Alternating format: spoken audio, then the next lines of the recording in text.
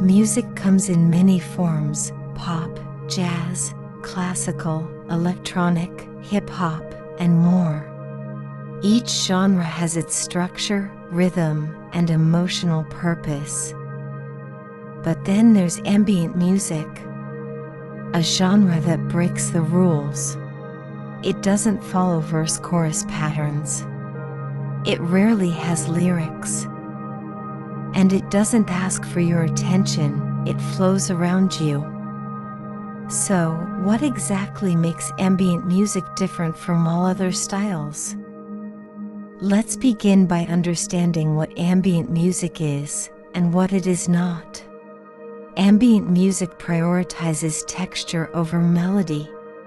It focuses on atmosphere rather than storytelling. You won't find catchy hooks or singable choruses. Instead, you'll hear slow, evolving sounds that invite stillness and presence. Compare this to pop music. Pop is structured for attention. It's built to be remembered: intro, verse, chorus, bridge, and back again.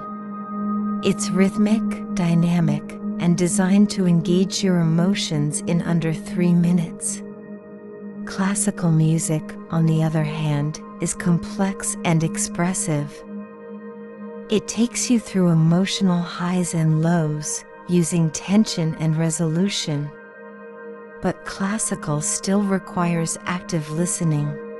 It demands your focus, and its structure is intentional. Electronic music shares some sonic elements with ambient, like synths and effects, but it's mostly beat-driven.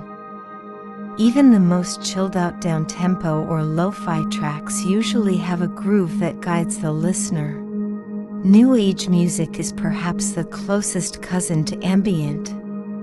But even here, there's a difference. New Age music often includes harmonies, melodies, and sometimes vocals. It's spiritual and melodic, often designed to inspire. Ambient music removes as many musical distractions as possible. There's no drumbeat pushing time forward. There are no lyrics to interpret. No sudden changes. The purpose is to exist, not to build up or go somewhere. This gives the brain space to rest. Ambient music is not about entertainment, it's about environment. It becomes part of your space, like air or light. You can listen closely or let it wash over you. So when should you choose ambient over other genres?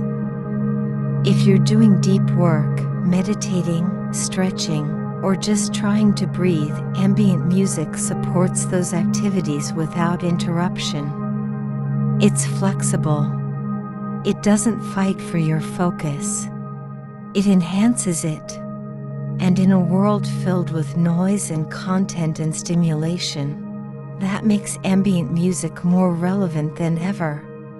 So next time you choose a playlist, ask yourself, do I want music to push me?